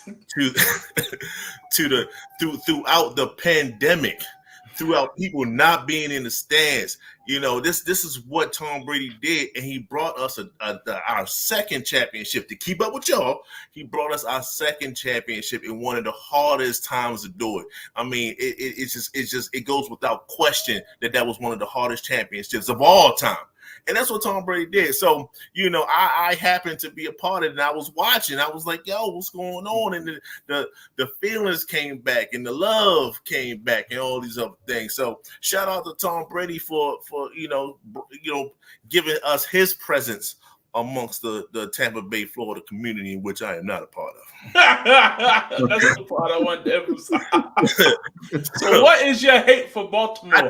The thing is, I don't hate Baltimore. It's just when when we was going and not having a team, I started to feel those Warren Sapp and them boys, and I stayed there. I never left. That's all it was. I actually, if you really don't talk about it, I stayed loyal when I started to watch football, and I gravitated towards Tampa Bay. I didn't come back when Baltimore came back, and it was all this other stuff. I stayed down to where I was at. That's all. The Ravens started in '96. That's when they drafted the Warren Sapp and them. I was already involved. You was in from day one. I was already involved. It is what it is. I'm sorry. And then you know what? Since I got the foot, I tried. I tried watching it. I went through the Cow Bowlers, and I was like, hey, no. I went through the Joe Flacco's. I was like, oh no. I went through the Ray Rice. I said, oh, duck. I just went through a lot of different stuff, and it just never hit me. And that was like, hey, Lamar, never hit you. Black quarterback. I'm doing the black quarterback thing, and it's just like, no, I can't do it, and it's just not there, guys. I tried, I really did. Well, Calvin, give us your thoughts on these new helmets the Ravens were sporting. This logo on the side. That was so much BS. Look, I love the purple helmets. I love the flash, the alternate colors. I wasn't in love with the decal. I think the decal is a little small, but just to kind of flash that purple and I guess gold. And I hope they don't bring back them mustard pants out of them things. Oh no! I hope they don't bring those. But I love the alternate colors. I love just being able to have a different helmet. I really feel like this team has been very consistent and very bland with the uniform and helmet choices throughout the years to this point. It's the first time they really took a step out. Even the all black unis, while they were black and they were this different, they were just black. But at least at this point, we have some shine. We have something different. And I think part of this is just the new culture, and this is these new players led by Lamar just want something different, something a little more flashy. But me personally, I love it. Yeah, should be fun. All right, so this we're going to be doing leading up to the NFL season this year. We're going to break down 3 teams a week, starting from the team that finished with the worst record last year, which they had the first overall pick in NFL draft this past season, all the way up to the best. So we're going to cover each team before the season this year, giving you a full preview, what to expect, what they did in the offseason thus far. Of course, there could be some changes, talk a little bit about the division they're in, and each of us going to lead that off. So let's start with you tonight. Justin, we really need to get into what's going on with the Carolina Panthers, who had the number 1 overall pick in this year's they had the worst record last season in the NFL. And let's get into what's your thoughts on where we are with the Carolina Panthers heading into this season. You're muted. You, buddy. I am muted. You know what? If you was a Ravens fan, they was muted all season. That's the problem. No one ever heard from them because they was god awful, and that's just what it was. Their last 4 or 5 games, they Bryce Young only dropped like 2 touchdowns, like 2 touchdowns in 5 games. That was his stats line. They had Adam Thielen as like their top receiver. Yeah. Yes, old Adam Thielen. He was solid in Minnesota. Don't play with my man. Okay, and as soon as he left Minnesota, he's an old guy right now, right? Old white guy. It is what it is, right? It's a tough position to play. But with that being said, they did have a decent defense, and but they lost one of their key pieces in Brian Burns. He led the team in 8 sacks, so he's now with the Giants. So now they got a new coach, Dave Canales. Shout out to Tampa Bay because he was our coordinator, and he pretty much resurged Baker Mayfield right into a playoff winning quarterback. And that was all him. Todd Bowles did not touch the offense.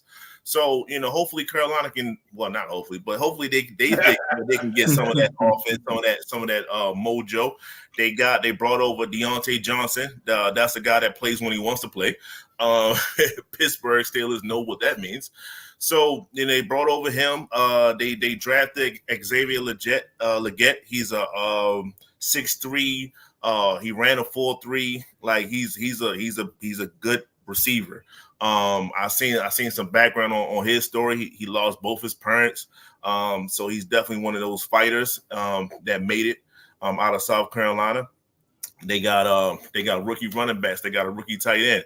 They pretty much they brought over a couple guards from free agents. So they're really trying to revamp this whole thing. So now if I tell you I got Xavier on one end, I got Deontay Johnson on the other end. Now Adam Thielen can play the slot, so he doesn't have to get bump coverage and all these other things. So he turns out to be a better player as well. So I do expect Carolina to be much better. So much better, I expect them to double their win output than what they had last year. Oh, that is huge. Hey, you win percentage. So that's where we're at. It's nothing too much to talk about. They are the worst team, and we'll see what they can do.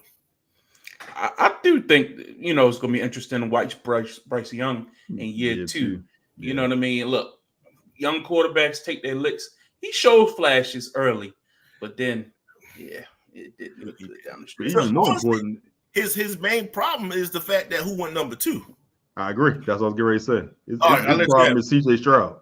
That's his problem. Yeah. And what did he do head to head too? Didn't they play head to head and he beat him? I think he beat Stroud head to head when they played each other. I think they did. I think that was one of the 2 wins. It was that in Atlanta then, because they beat Atlanta as well. Yeah. So I think they traded away so many great players last year. Remember, they got rid of the best receiver, your best running back, they got rid of everybody. So this is a complete rebuilding job, and they're gonna have to build this from the ground up. Calvin, any thoughts on Carolina? No. Yeah, good enough. No. So, but again, we just want to make sure that we cover every team. And this is one of those teams we don't have any expectation that they will take any big jumps in 2024. So, Calvin, let's talk about the Washington football team, the Commanders. What's your thoughts on what they are, where they were, and where they're going?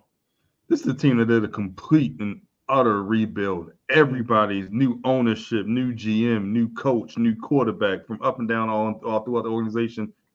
Fans are happy. They have this new ownership group led by with Magic Johnson as a member, hoping to bring some of those fans back to Chocolate City, or I guess it's considered Maryland. They ain't in DC. A whole nother thing with these Washington Commanders. They don't even know how they're located. But they have a new quarterback in Jaden Daniels, drafted out of LSU, number 2 overall pick. Some people say he sneakily could have been the best quarterback in the draft, even better than Caleb Williams, who went number 1. One thing I don't like, they lost Curtis Samuel. He went to Buffalo in the offseason. I don't know if you have a young quarterback, I think you need to surround him with as many weapons as possible. Mm-hmm. I don't even care if you overpay them, because they're those on that rookie salary. You got to surround them with weapons if you want to be successful. You overpay them, by the time that contract comes off the books, you'll be ready to pay your quarterback. I think you just need to surround the quarterback with as many weapons as possible, running backs, wide receivers, and offensive linemen especially. They also added Austin Eckler from the LA Chargers. He finally got his payday. I think that's a big pickup that he's been looking for. If he doesn't catch passes out the backfield, he doesn't want to run the ball 300 times, so he's not a workhorse. So what are we really paying him for? But don't you think a good running back who's going to give you receptions out the backfield going to help your rookie quarterback? If he gets receptions out the backfield, if he blocks from my rookie quarterback, if he helps him in pass protection, yes, that can be helpful. But if you're not going to tote the rock 300 times or get those little yards to keep the offense on the field, what are we really paying you for? I could have got somebody else to do that. So nobody can't carry the ball 300 times no more. They got a committee. They still got it. No. I'm going based off his comments where he said. Right? I'm going based off his comments where he said this is why I wanted to get out of LA. Like, I didn't want to play. I didn't want to do anything. I didn't want to carry the rock. I wanted to be more of a pass catcher. Like you said, they do have Brian Robinson, so they do have other running backs. So what is Austin Eckler's purpose in this offense? Should be to be the gadget guy. He's a third down running back. No, he could be the primary running back. It's just, hey, catch this 3-yard out. Go ahead and catch that. And he's still gonna make that move to get the first down. Doing that. This ain't Austin Eckler from 3 years ago. If you had him on your fantasy team last year, you probably lost. Well, I think the offense could. I think if he would have stayed in LA with that offense they about to have now, he would have had no problems running the ball, because they're going to run the hell out that ball with that offense. They want to pay him, but yeah, that's what the problem was. But yeah. But they also signed Bobby Wagner, which was a surprise as well. He finally came to the East Coast after the Ravens tried to sign him a year ago. I guess we're all happy he didn't come, That means we probably wouldn't have got Roquan. So can't say that we're upset about that move. But also just want to watch and see if Jaden Daniels is as good as everyone says he is. He's gotten rave reviews from everyone, including his former Arizona State teammate and Brandon Ayuk, who's been around him, practicing with him. Member of the San Francisco 49ers, who's also looking for a contract extension. Is there a reason that they're hanging around each other? Is there some fire there that he could possibly be traded? There was they still got some good receivers in DC though. There was a quote by Ryan Clark that said that when Jaden was doing an interview. I don't know if it was with the Pivot or not, or what he was doing, and Brandon Ayuk was right there with him, and they were just kind of questioning, why you hanging around him? Is this something you're trying to get? And he actually said, I don't have a problem playing for Washington, playing with Jaden Daniels. So is he trying to force his hand there? That would be help with the wide receiver position. Maybe that's why they let Curtis Samuel go. They just had something in the workings. But even still, at the height, I think this team can be better than the New York Giants. I have no faith in Daniel Jones at the quarterback position. If Jaden Daniels is anyone competent and can just stand upright and complete decent passes, he'll be better than Daniel Jones and New York Giants. So I got them finishing third in division. I'm just shocked that you said stand upright and complete decent bat. Sam Howell couldn't. That's true, but he was the number 2 overall pick.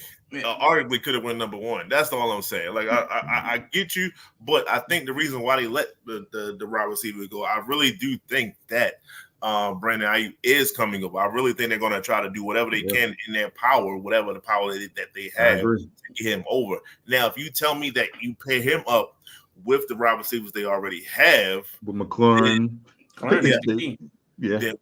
so I'm like, hey, he might have a season better than Caleb. I'm willing to go that far because I'm a bit bullish on JD5. I think it'll be interesting to watch. Honestly, I think with the, like you say, new ownership group, new head coach, new philosophy, we'll see what they go. I like Eckler. That's a good addition to that team when you add that to a Robinson in the backfield, and they already have a strong offensive line. We know what that D line represent. They've lost a couple pieces off of that.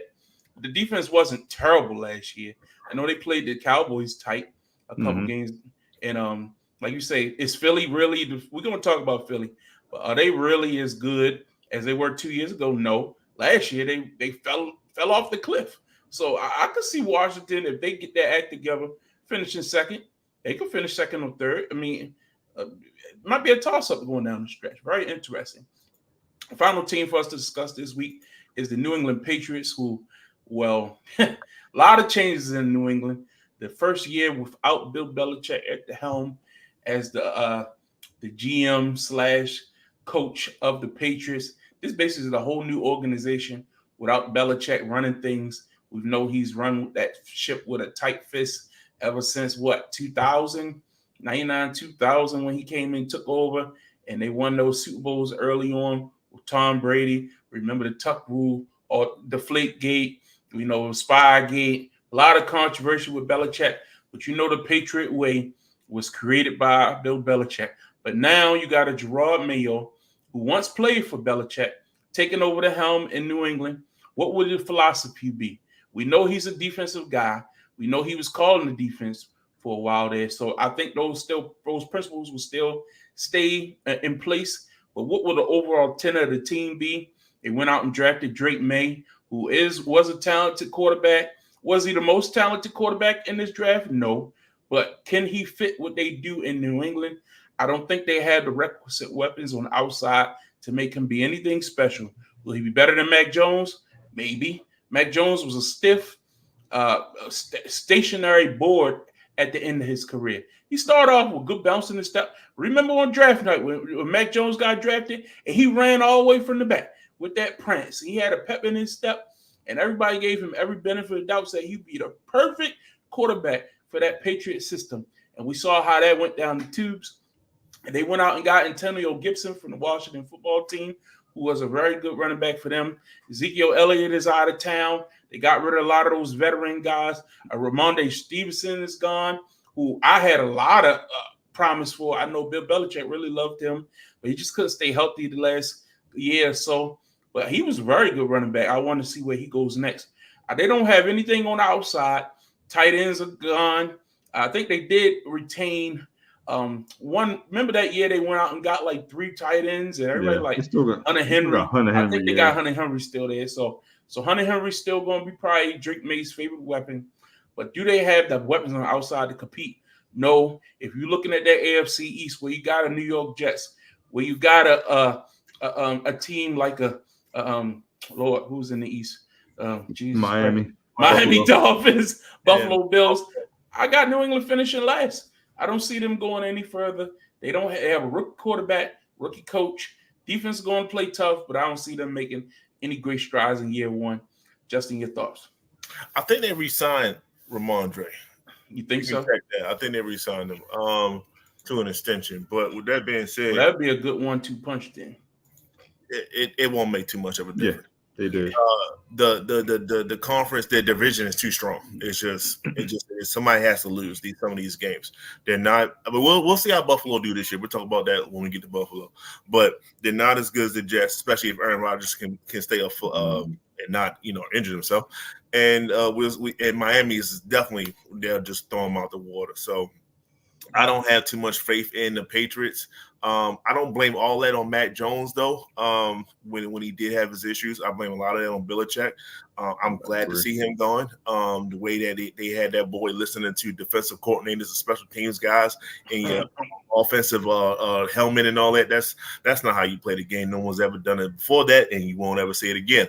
With that being said, no, I just don't have them being too much of a relevant factor on any side of the ball. They might just be in that same position next year, unfortunately. Yeah. Shout out to Mayo though. I wish him all the best. I wish him. I heard he got in trouble because he was bringing in either rappers or was like a lot like loud rap music playing, and they wasn't used to hearing that in the New Day, New England Stadium. So it's definitely a new era, but it's just will he have the same impact? Let's say like the Houston coach did. I don't think so. Yeah, I think that roster is way too young for him to have a impact like that. And the coach I just had his name in my head, just left my head that quickly. But I think they're a very young team. They're slowly rebuilding. This is going to be a long rebuild post Belichick because Belichick had his hand on so much of that organization that it's going to take a while to kind of redo the things that he's had in place for 25 years. You just don't do that in 1 year. And I hope that they're patient with Gerard Mayo and just let him rebuild this thing. Because, like you said, they may be drafting top 5 again next year, and it wouldn't surprise anyone. And they may finish in the bottom of that division with quarterbacks like Aaron Rodgers and Tua and Josh Allen. Everyone that kind of expects it. So they should really take this rebuild slowly, step by step, year to year, and just don't put too much pressure on this team because no one expects anything from this team other for them to play hard. And I think if they can do that and they can grow under Coach Mayo, then that's a successful year. Because other than that, no one expects them to win more games than they did last year. Yeah, I mean, look, every team go through a rebuilding at some point. There's not too many teams you can think of in this league, and the Patriots were dominant for a long time. So they've been in an extended slump for a while here after winning many Super Bowls. We'll see if this coach is able to do something that Belichick wasn't able to do. And it's very interesting that Belichick's out of the league altogether. Normally a coach of that caliber. Yeah, D'Amico. Yeah. He's down in Houston. A coach of that caliber, you maybe can name your next job. But it's very interesting that nobody decided, I want Bill Belichick as my next head coach. Why do you think that was, Justin? Look, word on the street is that he was almost a shoo-in for the the Atlanta job. Word on the street, and then somebody had got to maybe Arthur Blank might have said something. Somebody got to him or whatever the case would be, and they turned that down. He's 70 plus, and he comes with a lot of baggage. Unfortunately, like you have to literally say, if I'm bringing you on, everything that I have here is now yours. I can't have a GM with you. You are that. That's what you are. Are you going to listen to somebody else? Absolutely not. Who's going to tell you what to do? Bill Belichick. So I think age had something to do with it. If he was maybe 5 or 6 years younger, he would have had a shot. But that you relocating, people gonna have to give all power to you. That's tough, man. These are we talking about billionaires. These are owners of ball clubs here now. A lot of people just don't want to say, "Hey, come on over and take over." And if they do, they're going to expect the same amount of success that you had in New England, and we see how that turned out. So this might be it for Bill. For Bill, we don't know how good he really is. I'll say this: without Tom Brady, we seen how he was before Tom Brady. We saw that Cleveland Browns stint. That was trash. And then we saw him post Tom Brady. That was trash. Cam Newton and all that other stuff. That was trash. So maybe people are saying, hey, this ain't the right time. It's not the right era. It might be what it is. Sorry. Calvin? I mean, I agree with you. If you think the rumors are true and Robert Kraft called off the blank and said, look, this is what you're going to do to your organization. I mean, the only thing I can say is if he was in Atlanta, they probably wouldn't have drafted Michael Penix Jr., but that's a whole other thing in Atlanta. If you're happy with him, we talk about that when we get there. But like you said, I'm not surprised he's out the league. I'm more surprised that Vrabel was out the league. I think Vrabel was a good coach, and I think he's proven himself in Tennessee. And if he's out the league, then it might be the same. It might be something with that the same boat. Maybe just a New England thing. I don't know. Yeah. Because remember, for a lot of years, the New England coaches was getting jobs everywhere. Charlie Weiss, Cromell, everywhere. And how many of them has Bill success? O'Brien? Bill O'Brien that had so many jobs. Yeah. So I mean, but Gerard Mayo is a New England guy. So we'll see. It's very interesting that you see the change of the guard that's been happening. We know the diversity push has been asked for a while, but I think this is more so about merit. Go ahead. I hate to tell a black man not to take a job, right? Because they're so few and far between when it comes to the NFL. But hard to get. If this is one job to say, you know what, maybe the next guy, like I'll come after the next guy. It might be that because they said that about quarterbacks. So they said that about quarterbacks. You never want to replace a legend, right? They say the same thing about quarterbacks. You want to be the guy after the guy. You want to, But that's why you give DeMeco Ryan so much credit. DeMeco Ryan took a job where the Houston was in shambles, like draft wise. That means you can only go what? Up. So that was good. That was a good position. When you're trying to replace someone that won 6 championships, in a racist town. Yeah, it's tough, man. It's tough. But I think like if you're a part of that town, is your last thought of Belichick the championships, or is your last thought of Belichick running off Tom Brady? I still think it's championships. I think it's both. Because Brady was so beloved. Not both. You pick one. You own it. Get off the damn. Get off the damn. I think it's Brady. It's Brady. Yeah. Then people pissed about Brady. They had a damn retirement ceremony for Brady for New England when he left there 3 years ago. Now I'm not saying he's not a legend. Well, he's worthy. They treating Brady. They giving him the retirement tour in New England that he never got because of Belichick. Somebody said not on my watch, so that guy's gone now. Yeah, he cleaned house and they was partying for 2 reasons. So I get it. I get that part. But another thing that we wanted to talk on just a bit before we get out of here. There was an article about possibly creating a salary cap just for the quarterback position that would be separate from the rest of the team's allotment. I mean, impact on the big, the salary for the team and what you're able to work with. I don't know about that. I think part of building a good team, and throughout history, we've seen certain teams be able to win without a dominant quarterback. I think if you do something like that, you're admitting that in this day and age, you cannot win without a quarterback in the NFL. And if that's the case, you're prioritizing, and we know this to be the case, the quarterback is the most important position. But you're saying that without that, you don't have a chance.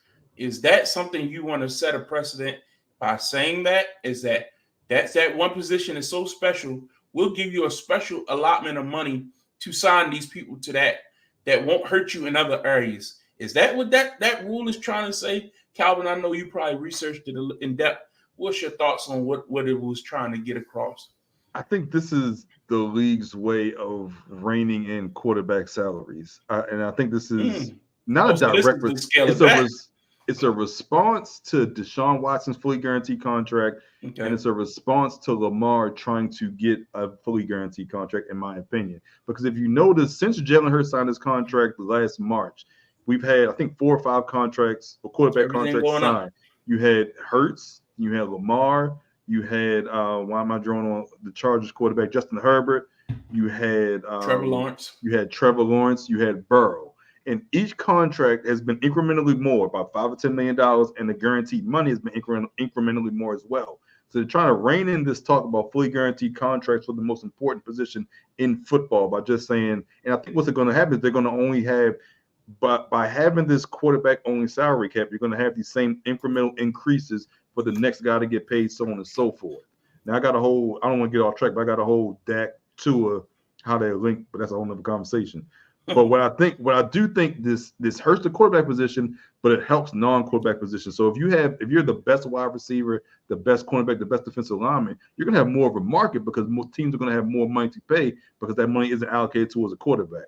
So I think it helps non-quarterback positions and it hurts the quarterback position. So I think quarterbacks in general we're going to be against it because you already know what the next person is going to get paid. So you know where you fall in the pecking order and you know what you're going to get paid. Likewise, if you're the best cornerback, we just saw Justin Jefferson get $140 million for 3 years, for 3 or 4 years. Now Jamar Chase isn't going to get that money. So we know the next great quarterback, the next great wide receiver is going to get incrementally more. Or I'm sorry, not more, but a significant bump from Justin Jefferson. So it only affects the quarterback. So I think this is going to affect the quarterback. And I think they should be the ones that are against this salary cap for their position. Okay, Justin. I don't like how you started off that the player part by bringing up Watson and Lamar and not bring up not Herbert, but Trevor Lawrence. They wanted it too, yeah. In that thing because he won fully guaranteed. He's the latest one. He's the latest one. I said incrementally since from Hurts to yeah. But what I'm saying is when it comes to Lawrence, that's when people started to ask questions because what has Trevor done? He don't deserve it at all. Almost making he got like 200 guaranteed off that 275 deal. Like that's a lot of money to a guy that won one playoff game and maybe might not be the prince that was promised coming out of Clemson. It's all about timing, though. That's the thing. It's about timing. So maybe we cap off QB some kind of way, so we don't have to worry about that. That's all my pushback is Trevor Lawrence. I think if you set a cap, it has to escalate at some point. Like everything. You know what I mean? Say the new cap for this year is 210. You know what I mean? And maybe that's set for the next 2 years. So that incentivizes some people who might not be up yet to take a franchise tag or to, force their hand to free agency. And if the team really wants you, they're going to have to kick out that money. But if not, you free. It's got to be something where it's not just somebody is the scale keeps climbing. I agree with that but the salary cap need to climb to equal what the pay scale is going. And I don't care what nobody says, you'll never catch up to what the league is making. So they got the money. You know what I mean? So it's not like they can't afford to play these players and the price will go higher because they're getting paid more and more every year. It's just like we complain on our jobs. Cost of living goes up. Do we get paid? Do we get a cost of living increase every year? Hell no. We get what we pay. You might get a raise for your good performance or whatever like that. But if you're due an increase in salary because of the play on the field, and that's the way you collectively bargain for this thing to happen, then that should not all of a sudden be up to the league to make that decision. That should be something that comes into the CBA. And next time y'all sit down at the table, you negotiate it. And then the players will make their case for why we agree or disagree with it. But I don't think that's something you just arbitrarily come up with on the fly and hold that against whoever hasn't gotten paid yet. Because who's the next big quarterback who's due up? I was thinking about that the other day. Because Trevor Lawrence, to me, did not deserve that money, but I get it. It's not about whether you deserve it. It's whether you're free to get it. So, is Dak going to get that money? But Dak already got paid once. So that's why I don't consider him the next one. But I guess you can. You get paid more than once. I don't think they still ain't paid. Yeah, but Tua and Dak are connected in my opinion. The reason Tua hasn't gotten paid is because Dak hasn't gotten paid yet. But is Dak more deserving than Trevor Lawrence? They both got the same amount of playoff wins. They about the same. Is two of them more deserving than Trevor Lawrence and what he's done for his team on the field? Statistically, yes. That's all I'm saying. Okay. Pay that man. Pay that man. I don't think. Look, I think it's a whole nother discussion, but Dak could be in Miami next year. I think they're connected. I don't It's think Dak. Go ahead. That's the reason why Tua hasn't gotten paid yet, and I think it's because Dak hasn't got. If Dak signs a contract tomorrow, I think Tua gets an extension, because Dak being the number one quarterback on the market next year, Mm-hmm. and you have a slot open for your franchise quarterback. I think they're directly connected. How much did Dak demand on the open market next year? He's going to get the most guaranteed money. Just say that. So he's going to get 205. Trevor Lawrence got 200. He's going to get 205. Just say that. Yeah, interesting. So the question becomes: would you get 2 or 205? You know the prices went up. I'd give Tua 210. Okay. Tua's a great quarterback. I'm not saying. For once, I'm not talking about Tua. All I'm saying is I think Miami views their situation. We can upgrade, and I think the upgrade they think is Dak. And I think Miami think Tua is the perfect quarterback for those weapons they have there. So why haven't they re-signed him then? Why haven't they agreed to a contract? We know the price. You know what the price is based off Trevor Lawrence. So it's not like it's hard to negotiate. I'm trying to figure out why Miami hasn't signed Tua yet. It's not hard to negotiate. That's my point. It's not hard to negotiate. Patience is a virtue. He'll get it.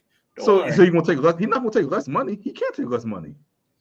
He will take what's available. I think Trevor Lawrence signing when he did might even help Tua. I really think it helps them get more money, but they still got to agree. Like we know what the dollar amount should be based off what Trevor. Maybe it's the years. The discussion is the years. I mean, I think probably injury clauses. They probably looking at the concussion issues and. Hey, I played the season without getting hurt. He did and played exceptionally well. Hurts, Herbert, Lamar, all 5 years. All of them get Trevor Lawrence 5 years, all 5 years. So we know the going rate, we know the years, we know the dollar amount, we know the guaranteed dollar amount. So it's all about allocating that money. So we'll see. Everything seems to be already in place. So why haven't you gotten it done? And that's why I'm like, y'all wait and see if Dak gets signed. Because if Dak gets signed, if Dak does not re-sign and becomes a free agent, that's who you look at. That's who they're looking at as their franchise quarterback. That's just my opinion. All right. Any final things before we get I'm speaking as a Cowboys fan too. So we know. We know. I'm just saying. Trust me. We definitely know. Justin, any final things before we get up out of here? I don't want two in Dallas though, so let's keep that too. Go ahead. They got somebody else in Dallas that's about to take over. But with that being said, I'm all on Trey Lance. Pause. Oh my goodness. Hey man, they wait that to mess up. He can't have too many playoff games like he just did. I can't wait till we get to them. Oh man, that's neither here nor there. So with that being said, no, I'm just happy, man. I'm ecstatic. I'm on cloud 9 right now. I'm about to go through and probably watch 18 different YouTube channels devoted to the New York Knicks, and just to see what they're going to think about that. So I can so I can go back and forth with a couple guys. So that's all it's all about, man. We were talking about this for months, so it is what it is, man. It finally can't happen. Finally can't. Yes, sir. Calvin, any final thoughts before we get out of here tonight? Y'all really hitched y'all wagon Mikal Bridges. Mikal Bridges? It's like Thanos. I said, it's not Philadelphia. This is not Philadelphia. It's not 2016, 2017. Thibodeau put the Thanos, the stone in it. It's the 6-1. We good to go, baby. We good to go. We kept Randall, baby. We good to go. Congratulations to Justin. So y'all re-signed Hartenstein? Yeah, we work out bigs later. That's a small thing now. Oh, it's a small thing. Oh, God. Hey, you see what we're doing here? You see what we're doing here? Hey, man, you better take this deal we got for you. You see every move y'all make is to beat the Boston Celtics. So congratulations. Maybe y'all got one step closer tonight. All right, so that was fun. All right, folks, we're about to get up out of here. So we thank you for tuning in to Get Off the Damn Fence. Week 2 has been fun. Next week, we will have a special program. So stay tuned for that. We got some stuff coming for you. You know what I mean? I know we said last week, but don't worry. We will be back next week with a show for you right here on Tuesday night. So stay tuned for that. Justin and Calvin are going to run the show. Without me, I'll be out of the country. But we're going to keep this thing rocking. We ain't missing no beats around here. I trust these fellas fully. fully to run the ship. It's gonna be a lot of arguing next week. Hey, and we might even have a special Like, guest to yo, sit in my seat. Yo. There we go. There we go. This will be fun. So, anyways, be sure I to check was us out. this close to be on your bandwagon. I was like, yo, y'all What get want you? PG. What want you? Still going. What want Thanks you? for tuning in. Back We'll in the see you room. next week. But This get purple on, gold damn getting fence. kind of Holla at Hey, purple These gold niggas getting still kind of going, tainted over here. possible body.